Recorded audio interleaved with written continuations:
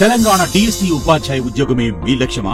రాష్ట్రంలోనే పుస్తకాలు మరియు ఆన్లైన్ రంగంలో అగ్రగామి అయినటువంటి S and S publications DSE 2024 SGT live mentorship program ను మార్చి 9వ తేదీ నుండి లైవ్ క్లాసులు, లైవ్ ఎగ్జామ్స్ నిర్వహించబోతున్నారు. కేవలం 2499 రూపాయలు మాత్రమే. ఈ ఆఫర్ కేవలం 3 రోజులు మాత్రమే. లైవ్ మెంటర్షిప్ జాయిన్ అవ్వడానికి ఎస్ పబ్లికేషన్స్ యాప్ ని డౌన్లోడ్ చేసుకోండి. Contact 8070555777 and 9032064822.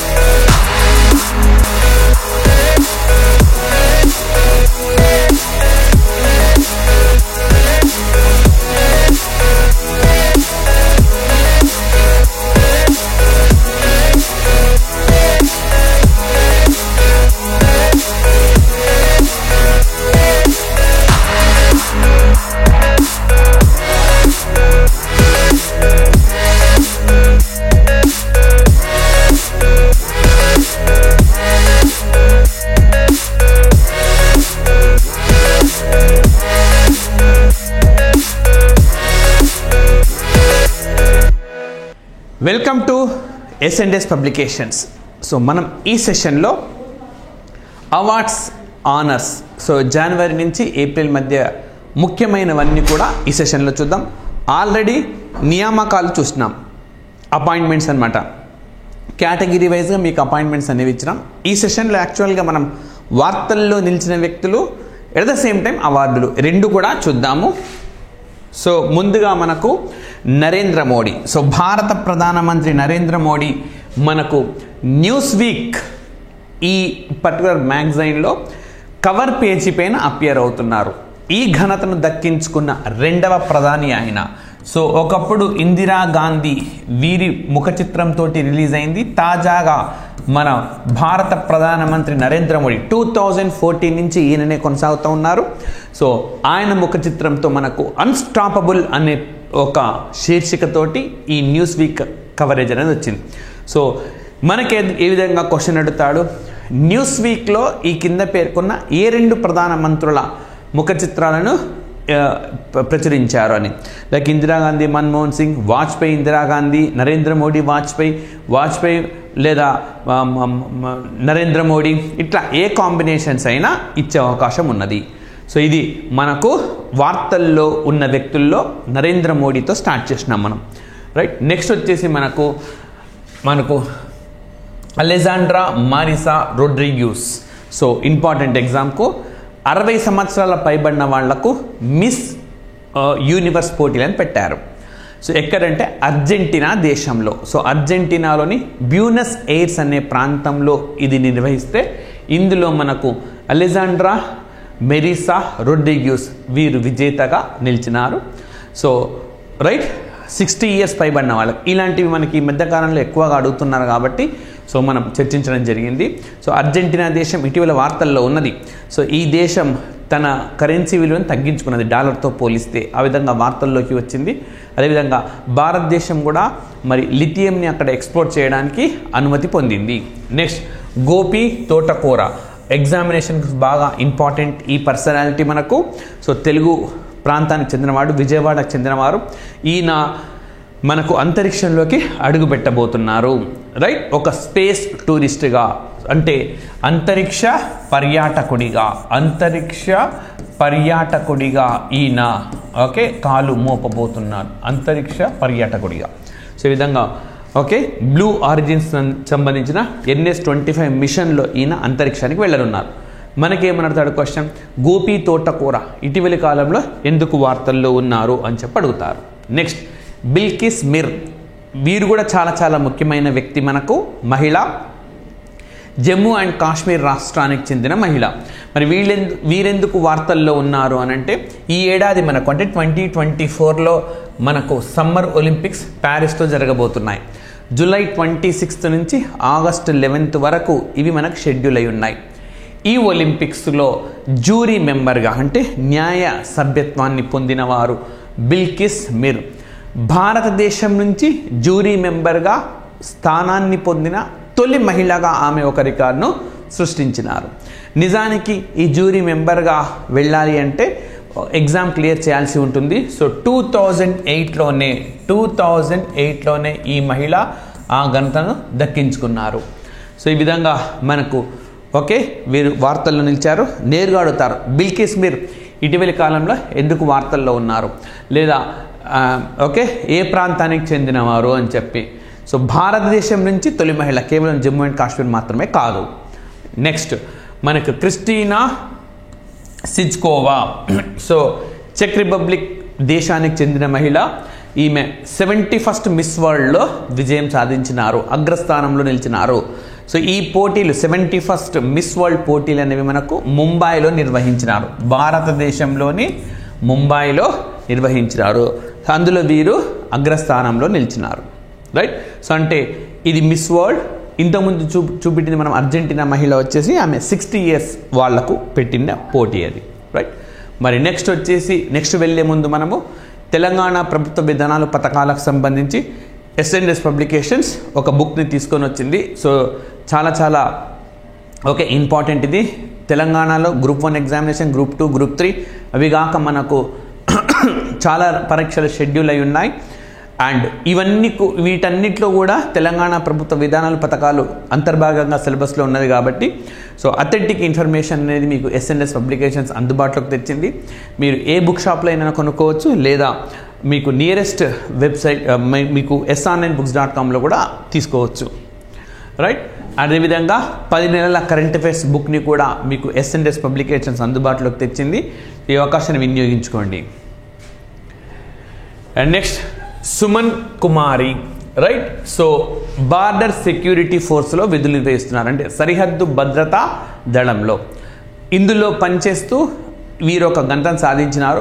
భారతదేశపు మొట్టమొదటి మహిళా స్నైపర్గా ఆమె ఒక రికార్డ్ క్రియేట్ చేశారు. మరి స్నైపర్ అంటే ఏంటి అంటే మీరు సినిమాల్లో చూడవచ్చు, గెరిల్లా టైప్ ఆఫ్ వార్ఫేర్లో ఇన్వాల్వ్ అవుతారు, అంటే కనపడకుండా కాల్పులు జరుపుతుంటారనమాట. సినిమాల్లో చూడవచ్చు హీరో విలన్ దాచుకొని చెట్ల వెనకాల అక్కడ. సో ఆ విధంగా స్నైపర్ అంటారు వాళ్ళను. భారతదేశంలో మొదటిసారిగా స్నైపర్గా ఘనతను దక్కించుకున్న మహిళ ఎవరంటే సుమన్ కుమారి. సో ఇప్పుడు మొదటి మహిళ బిల్కిస్ అని ఇంతకుముందు వచ్చినారు, సుమన్ కుమారి. ఇలా వీళ్ళందరినీ కూడా మ్యాచ్ ద ఫాలోయింగ్లో అడిగే అవకాశం ఉంది. రైట్. నెక్స్ట్ జయరాం నాయుడు. ఈయన ఆంధ్రప్రదేశ్ రాష్ట్రంలో అనంతపురం జిల్లాకు చెందినవారు. మరి ఈయన పేరు మీదుగా అమెరికాలో ఒక వీధికి ఈయన పేరు పెట్టడం జరిగింది. సో ఆ విధంగా ఈయన ఒక రికార్డును క్రియేట్ చేశారు. Right. And next Narayanappa Jayaram. So వీళ్ళిద్దరూ అనంతపురం ప్రాంతానికి చెందినవాడు. సో నారాయణప్ప అనంతపురంకి చెందినవాడు. ఈ జయరాం అనేతను శ్రీకాకుళంలో సంతబొమ్మాలికి చెందినవారు. అండ్ వీళ్ళిద్దరికి కూడా కర్మవీర్ చక్ర అవార్డు దక్కింది. ఐకోంగో అనే దేశం అనే ఒక ఆర్గనైజేషన్ యుఎన్ఓ సహాయంతో ఇచ్చింది. సో ఇక్కడ అన్ని క్లారిటీగా చెప్తాను నేను మీకు. ఐకోంగో అనేది భారతదేశానికి సంబంధించిన ఒక స్వచ్ఛంద సంస్థ, ఇండియన్ కన్ఫెడరేషన్ ఆఫ్ ఎన్జిఓస్ అంటాం. ఎన్జిఓల భారత సమాఖ్య అని అర్థం అన్నమాట. మరి ఈ సంస్థ ఐక్యరాజ్య సమితితో కలిసి ఈ కర్మవీర్ చక్ర అవార్డు ఇస్తుంది. ఎవరికైతే సామాజిక బాధ్యతగా బాగా కృషి చేస్తారో, సామాజిక సహాయం ఎక్కువగా చేస్తారో, కృషి చేస్తారో వాళ్ళకి ఇస్తుంది అవార్డు యుఎన్తో కలిసి. మరి ఈసారి నారాయణప్ప ఈయనకి ఎందుకు ఇచ్చిందంటే న్యాచురల్ ఫార్మింగ్ను ఆయన డెవలప్ చేశారు, సహజ వ్యవసాయాన్ని. అదేవిధంగా జయరాంకి ఎందుకు ఇచ్చింది అని అంటే మనకు 2 తెలుగు రాష్ట్రాల్లో విద్యా ప్రమాణాలు పెంచడం కోసం ఆయన కృషి చేసేందుకు వీళ్ళిద్దరికి ఇచ్చింది. నారాయణప్ప జయరాంలకు ఇచ్చింది. నెక్స్ట్ అన్మేష్ వర్మ. ఈయన ఆంధ్రప్రదేశ్ చెందినవాడు.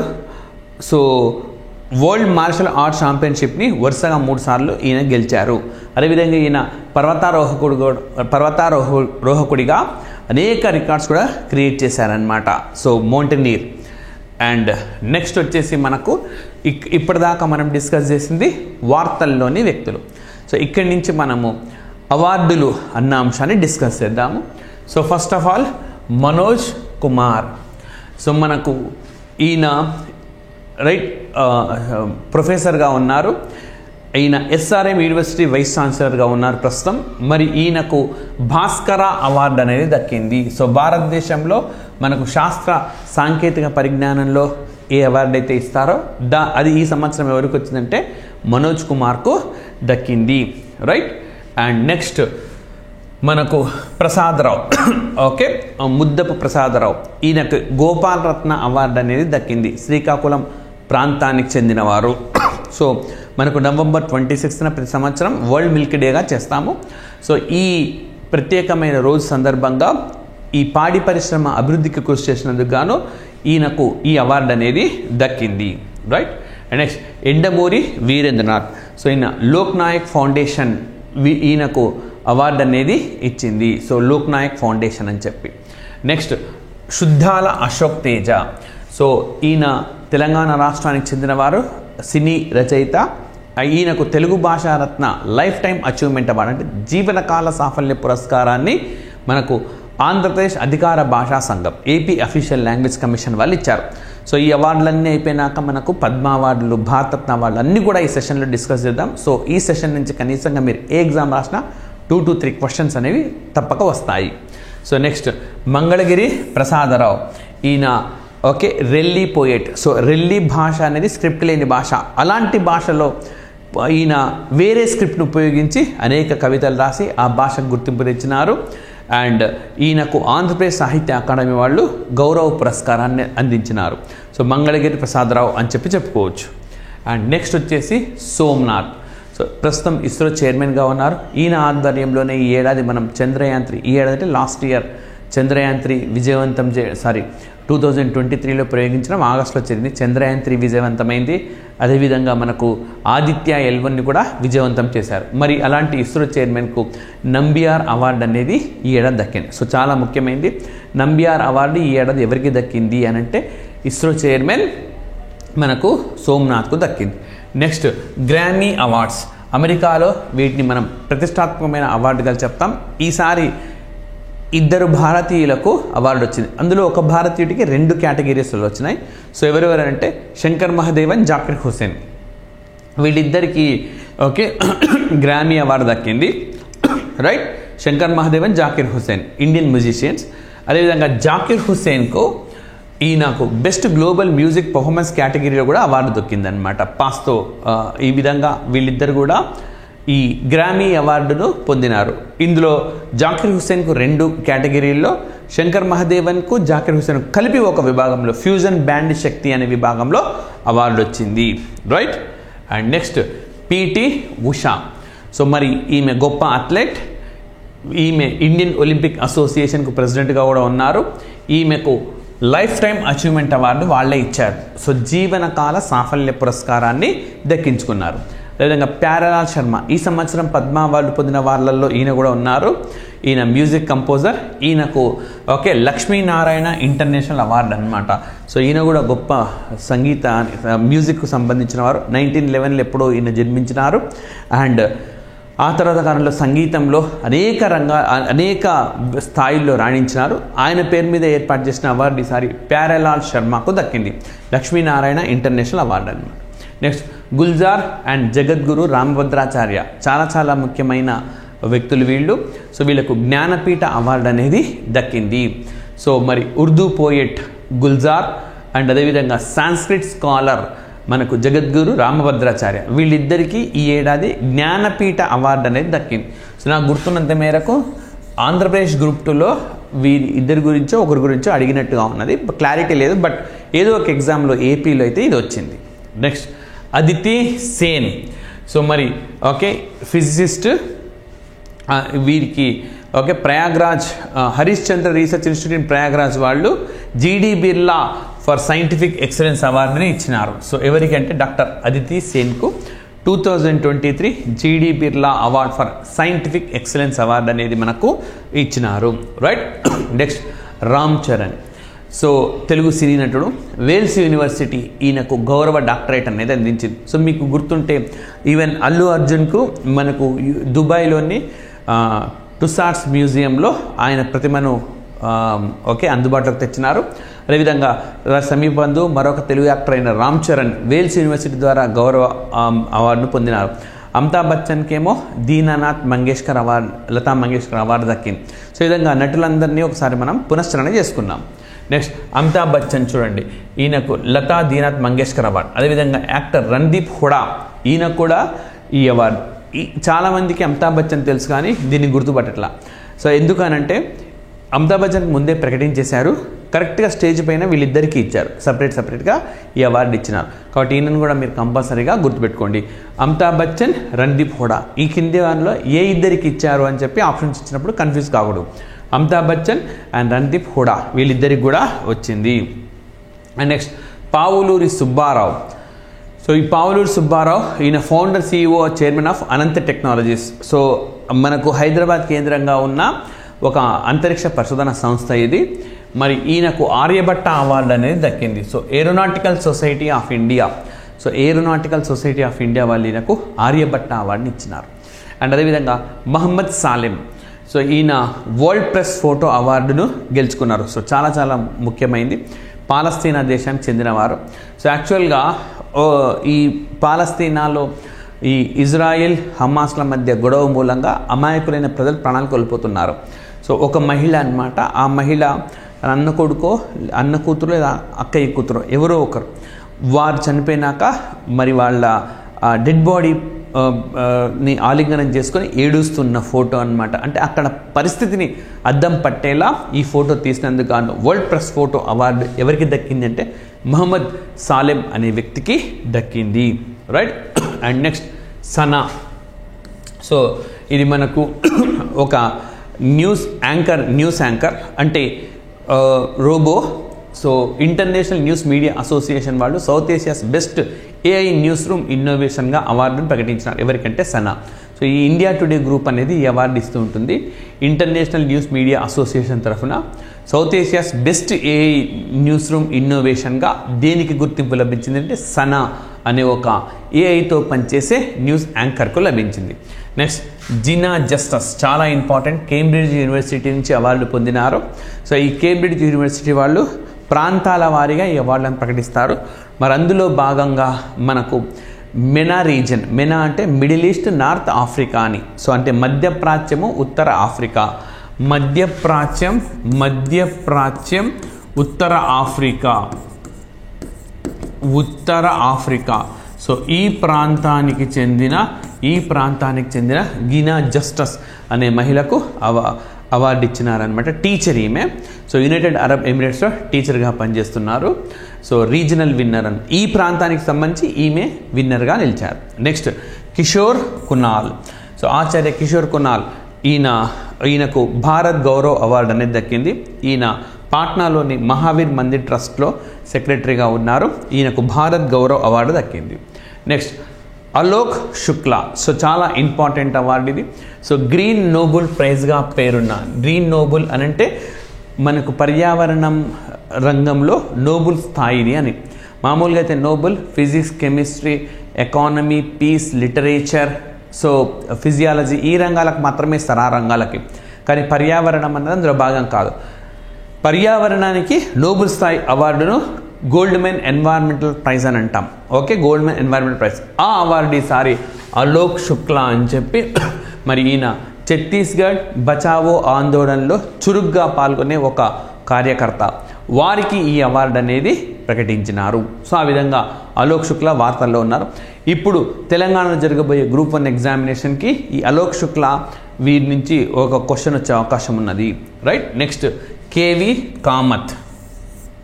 సో మనకు Manipal academy of higher education వీరికి కేవి కామత్కి మనకు ఆనరరీ డాక్టరేట్ అనమాట. సో గౌరవాన్ని అందించింది. మరి ఎవరి కేవి కామత్ అంటే national bank for financing and infrastructure డెవలప్మెంట్కి చైర్మన్గా ఉన్నారు. At the same time Jio financial services లిమిటెడ్కు చైర్మన్గా ఉన్నారు. అంతేకాదు బ్రిక్స్ బ్యాంక్, దీన్ని న్యూ డెవలప్మెంట్ బ్యాంక్ అని అంటాం, దీనికి కూడా ఆయన నేతృత్వం వహించినారు. దీనికి నేతృత్వం వహించిన తొలి వ్యక్తి, ప్రపంచంలోనే తొలి వ్యక్తి అనమాట ఆయన్నే. అండ్ అదేవిధంగా ICICI బ్యాంక్ కూడా నేతృత్వం వహించినారు. ఇన్ఫోసిస్ కూడా సారథ్యం వహించినారు.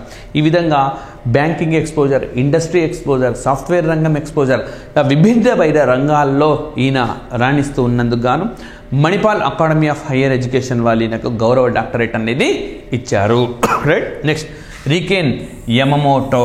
ఓకే, రికెన్ యమమోటో ఈయనకు రిట్జ్గర్ ప్రైజ్ అనేది వచ్చింది. సో జపాన్ దేశానికి చెందినవారు. సో ఈ రిట్జ్గర్ ప్రైజ్ అనేది మనకు ప్రపంచంలోనే ఆర్కిటెక్చర్ రంగంలో అత్యున్నతమైంది. సో ఆ అవార్డుని ఎవరు పొందినారంటే రికెన్ యమమోటో పొందినారు. రైట్.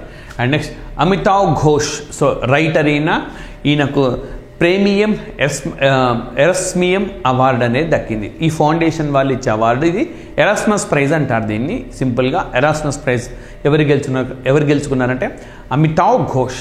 అండ్ నెక్స్ట్ ప్రభా వర్మ. సో మలయాళ భాషకు చెందిన పోయెట్. వీరికి 33rd సరస్వతి సమ్మాన్ అవార్డు అనేది దక్కింది. ఓకే, సో 2022లో రౌద్ర సాత్వికం అనే ఒక నవలను పబ్లిష్ చేయడంలో భాగంగా ప్రభా వర్మకు సరస్వతి సమ్మాన్ అవార్డు అనేది దక్కింది. నెక్స్ట్ సుల్తాన్ అల్ జబీర్. సో ఈయనకు సెరా వీక్ లీడర్షిప్ అవార్డు అనేది దక్కింది. రైట్. సో ఎందుకు అనంటే మనకు COP 28 సదస్సును విజయవంతంగా నిర్వహించినారు. సో అందరిలో సంప్రదింపుల ద్వారా ఏకాభిప్రాయం, మ్యాక్సిమం అంశాలలో ఏకాభిప్రాయం వచ్చేలా కృషి చేసేందుకు గాను గ్లోబల్ కన్సెన్సస్ టువర్డ్స్ ఎ సస్టైనబుల్ ఎనర్జీ ఫ్యూచర్ అవార్డ్, అంటే సుస్థిర శక్తిని భవిష్యత్తులో సాధించేందుకు అవసరమైన సంప్రదింపుల కృషికి గాను ఇచ్చే ఈ సెరా వీక్ లీడర్షిప్ అవార్డు అనేది ఎవరికి వచ్చిందంటే సుల్తాన్ అల్ జబీర్. రైట్, ఈయనకు దక్కింది. Right. And next Ranjan Gogoi. భారత సుప్రీంకోర్టుకు ప్రధాన న్యాయమూర్తి చేసి విరమణ పొందినవారు. తర్వాత రాజ్యసభ సభ్యులైనారు. ఈయనకు అస్సాం రాష్ట్రము అస్సాం వైభవ్ అవార్డు అనేది ఇచ్చింది. అస్సాం వైభవ్.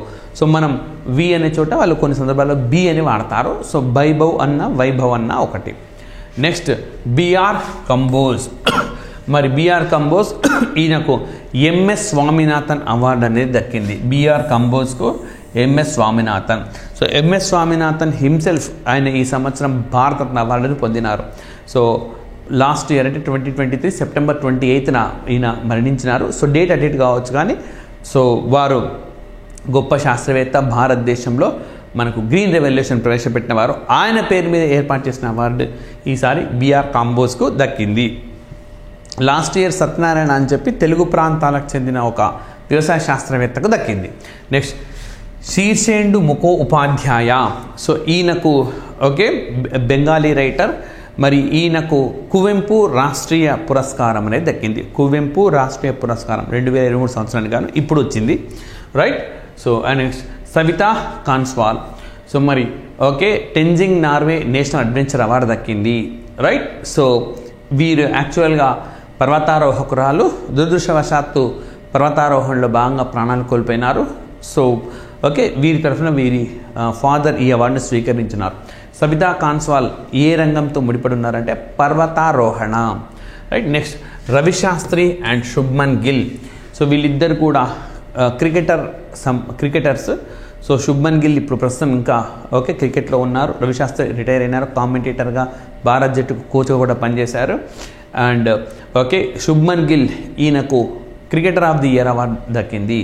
అదేవిధంగా రవిశాస్త్రికి lifetime achievement award, so జీవనకాల సాఫల్య పురస్కారం అనేది ఎవరికి దక్కిందంటే రవిశాస్త్రికి దక్కింది. రైట్. నెక్స్ట్ వచ్చేసి మనకు పద్మ అవార్డులు. రైట్. సో చాలా ముఖ్యమైనవి. ఏ ఎగ్జామ్ రాసినా కూడా మనకు ఒక క్వశ్చన్ అయితే కంపల్సరీగా అడుగుతూ ఉంటారు.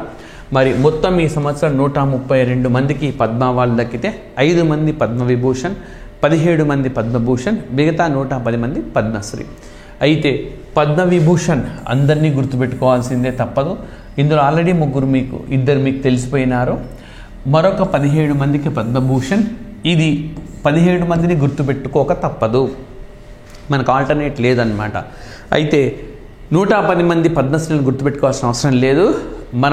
మన రాష్ట్రం వాళ్ళని నేర్చుకుంటే సరిపోతుంది. అది తెలంగాణ రాష్ట్రం నుంచి వచ్చిన వాళ్లకు ఆంధ్రప్రదేశ్ రాష్ట్రంలో ఒకే ఒక పద్మశ్రీ ఉన్నది. వాళ్ళని గుర్తుపెట్టుకుంటే సరిపోతుంది. అయితే వాళ్ళ రంగాలు ఇవి కూడా మనము కంపల్సరీగా నేర్చుకోవాల్సి ఉంటుంది. రైట్. సో మీకు ఈ పద్మవిభూషణ్ అనేది రాష్ట్రాల వారీగా విడదీసి ఎస్&ఎస్ పబ్లికేషన్స్ అందిస్తూ ఉన్నది. మరి పద్మవిభూషణ్ గాన చూస్తే వైజయంతి మాల చిరంజీవి అండ్ పద్మా సుబ్రహ్మణ్యం వీళ్ళిద్దరికి ఆర్టిస్ట్ కేటగిరీలో దక్కింది. సో వైజయంతిమాల, పద్మా సుబ్రహ్మణ్యం వీళ్ళిద్దరికీ తమిళనాడు రాష్ట్రం వాళ్ళు. చిరంజీవి ఆంధ్రప్రదేశ్ రాష్ట్రం అయితే ఇదే రాష్ట్రం నుంచి పబ్లిక్ అఫైర్స్ ప్రజా వ్యవహారాలు అంటాం. ఓకే, ప్రజా వ్యవహారాలు విభాగంలో వెంకయ్యనాయుడు గారికి దక్కింది. అదేవిధంగా సామాజిక సేవ విభాగంలో బీహార్ రాష్ట్రానికి చెందిన బిందేశ్వర్ పాఠక్. సో సులభ్ శౌచాలయ ఫౌండేషన్లో అత్యంత కీలక పాత్ర పోషించిన వారు బిందేశ్వర్ పాఠక్. సో స్వచ్ఛ భారత్కు అత్యంత కీలకమైన వ్యక్తిగా మనం చెప్పుకోవచ్చు. సో వారికి కూడా ఈ సంవత్సరం పద్మవిభూషణ్ పొందిన వారిలో ఉన్నారు.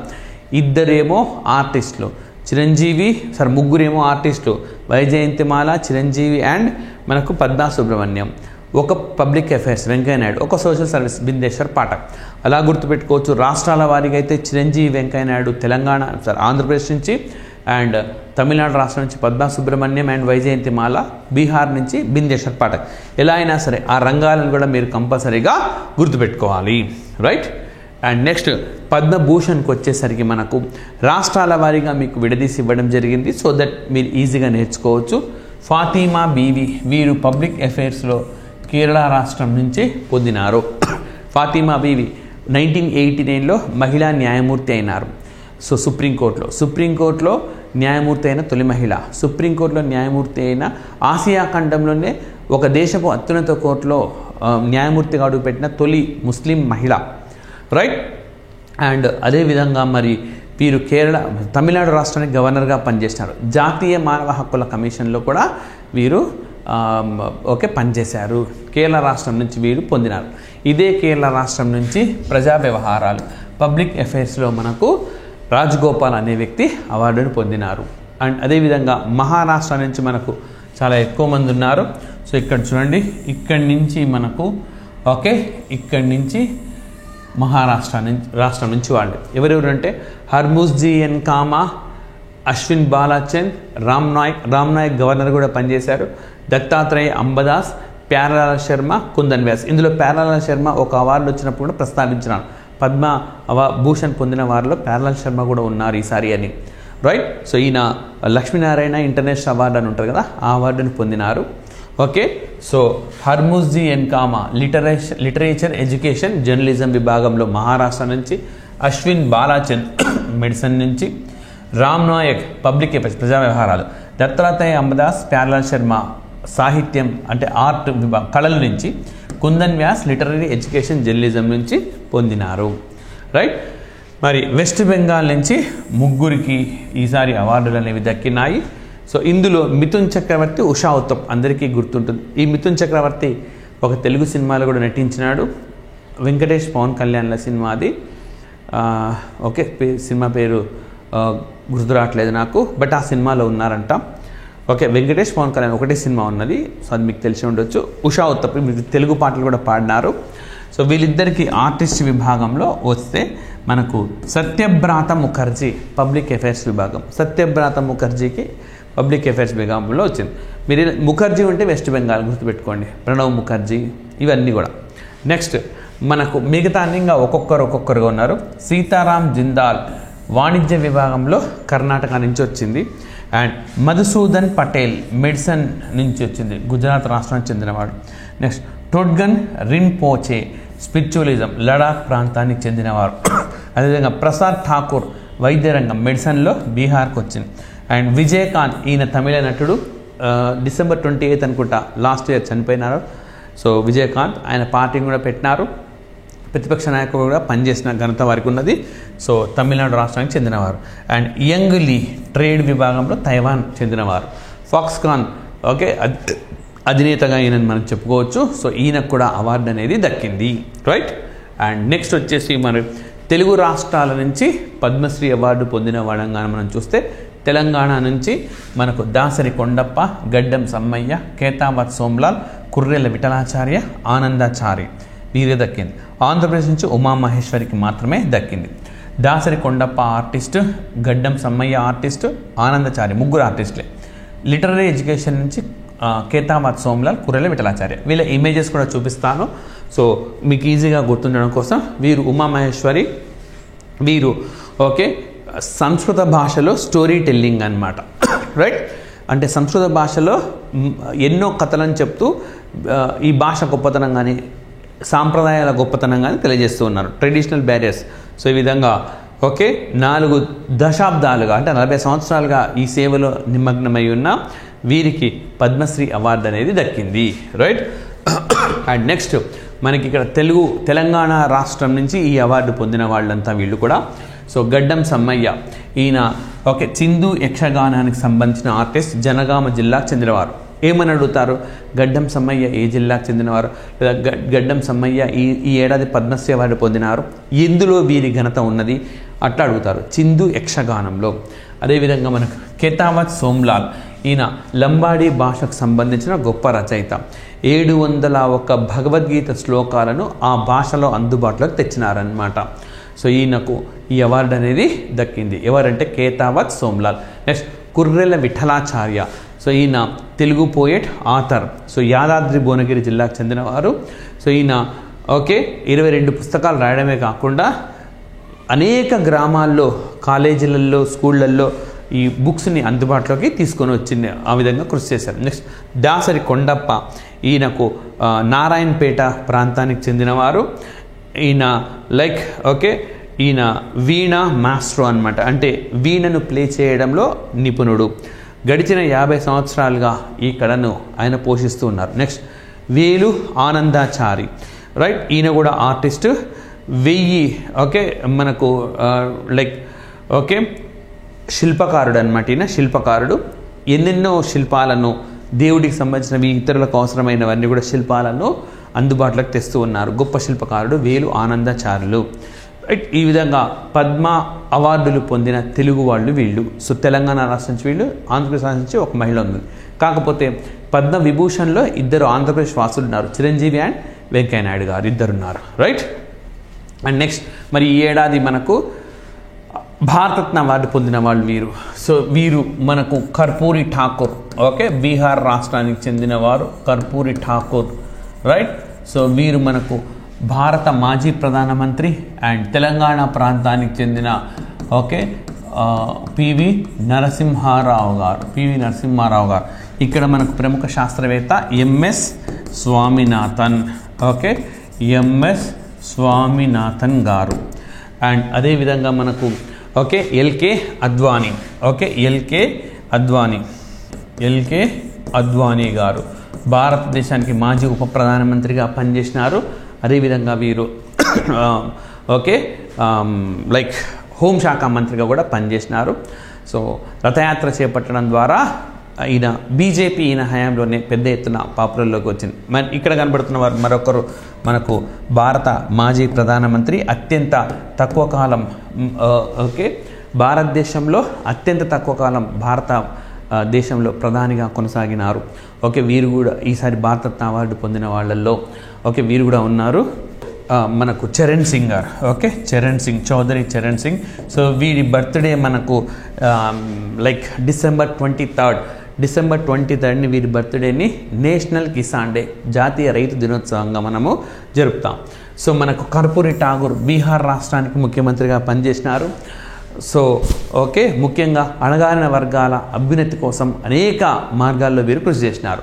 నెక్స్ట్ వచ్చేసి మనకు పివి నరసింహారావు గారిని మనం తీసుకుంటే ఏ సభలో కూడా సభ్యత్వం లేకుండా ప్రధాని అయిన తొలి వ్యక్తి, దక్షిణ భారతదేశం నుంచి ప్రధాని అయిన తొలి వ్యక్తిగా దక్కించుకున్నారు. 1991 జూలై 24న వీరు ప్రధానమంత్రిగా ఉన్న కాలంలోనే ఆర్థిక సంస్కరణలను ప్రవేశపెట్టారు. సో మనకు ఎల్పిక్యూ అని ఉండింది, ఎల్పిక్యూ.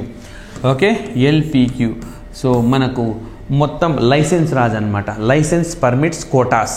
ఎల్పిక్యూ అంటే ఏంటి? లైసెన్సులు, పర్మిట్లు, కోటాలు ఉండేది.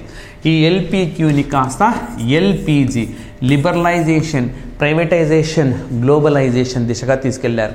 మరి ఎందుకు అప్పుడు అలా తీసుకెళ్లాల్సి వచ్చిందంటే అనివార్యమైంది అప్పట్లో మనకు, తప్పనిసరి అయింది. ఎందుకనంటే విపరీతంగా ద్రవ్యోల్బణం అనేది పెరిగింది అండ్ విదేశీ మారక నిల్వలు తరిగిపోయినాయి. మరోవైపు ప్రభుత్వ రంగ సంస్థలన్నీ కూడా నష్టాల్లో ఉన్నాయి. అప్పటి నుంచి బడ్జెట్లోనే వాటికి నిధులు కేటాయిస్తూ వచ్చినారు. సో అన్ని రకాలుగా ఇబ్బందులు ఉన్న భారతదేశ ఆర్థిక వ్యవస్థను ఒక కొత్త పదంలోకి, కొత్త మార్గంలోకి నిపుణుడైన ఒక ఆర్థికవేత్తను ఆర్థిక శాఖ మంత్రిగా చేసి మన్మోహన్ సింగ్ రూపంలో ఆయన ఆర్థిక సంస్కరణను ప్రవేశపెట్టినారు. అదేవిధంగా ఎంఎస్ స్వామినాథన్ భారతదేశంలో హరిత విప్లవ పితగా చెప్తారు. Father of green revolution in ఇండియాగా ఈయనకు పేరున్నది. అదేవిధంగా మనకు చౌదరి చరణ్ సింగ్, ఈయన భారతదేశానికి ప్రధానమంత్రిగా పనిచేసినారు. అండ్ మీకు చెప్పినట్టు ఈయన బర్త్డే డిసెంబర్ 23rd. 2 అంశాలు గుర్తుకు రావాలి ఎప్పుడు కానీ డిసెంబర్ 23rd అంటే. ఒక అంశం ఏమోనా వీరి బర్త్డే, మరొకటి వచ్చేసి 1977లో మూడవ మనకు ఇండస్ట్రియల్ పాలసీ డిసెంబర్ 23rd నాడే వచ్చింది 1977లో. సో చిన్న తరహా పరిశ్రమలకు ప్రాధాన్యం ఇచ్చిన పాలసీ ఇది. స్మాల్ స్కేల్ ఇండస్ట్రీస్ అంటాం కదా, స్మాల్ స్కేల్ ఇండస్ట్రీస్ SSIలని కూడా రాస్తారు. ఓకే, చిన్న తరహా పరిశ్రమలకు ప్రాధాన్యం ఇచ్చింది. అండ్ ఎల్కే అద్వానీ ఇంతకుముందు మీకు చెప్పినాను 1986లో వీరు 86-87 ప్రాంతంలో రథయాత్రను చేపట్టి కేవలం 2 స్థానాలున్న భారతీయ జనతా పార్టీని ఈరోజు ఒక కంఫర్టబుల్ మెజారిటీ ఉండే దేశంగా, అంటే 2019 ఎన్నికలకు చెప్తున్నాను నేను, ఒక కంఫర్టబుల్ మెజారిటీ ఉండే దేశంగా తీసుకురావడంలో అత్యంత కీలకమైన పాత్రను పోషించినారు ఎల్కే అద్వానీ. రైట్. సో ఇవి మనకు జనవరి నుంచి ఏప్రిల్ వరకు ఉన్న అవార్డులకు సంబంధించిన అంశాలు. Thank you very much. Telangana DSE ఉపాధ్యాయ ఉద్యోగమే మీ లక్ష్యమా? రాష్ట్రంలోనే పుస్తకాలు మరియు ఆన్లైన్ రంగంలో అగ్రగామి అయినటువంటి S and S publications DSE 2024 SGT live mentorship program ను మార్చి 9వ తేదీ నుండి లైవ్ క్లాసులు, లైవ్ ఎగ్జామ్స్ నిర్వహించబోతున్నారు. కేవలం 2499 రూపాయలు మాత్రమే. ఈ ఆఫర్ కేవలం 3 రోజులు మాత్రమే. లైవ్ మెంటర్షిప్ జాయిన్ అవ్వడానికి ఎస్ పబ్లికేషన్స్ యాప్ ని డౌన్లోడ్ చేసుకోండి. Contact 8070557777 and 9032064822.